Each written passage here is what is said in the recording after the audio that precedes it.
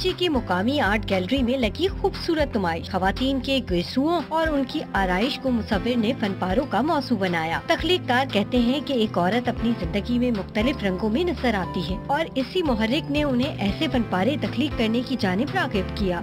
Yellow को संभालना आसान नहीं है। येलो के साथ साथ दूसरे कलर कैसे आप येलो को खामोश करते हैं। येलो तो इतना लाउड है, उसको खामोश करना पड़ता है दूसरे कलर साथ में लगाने के बाद।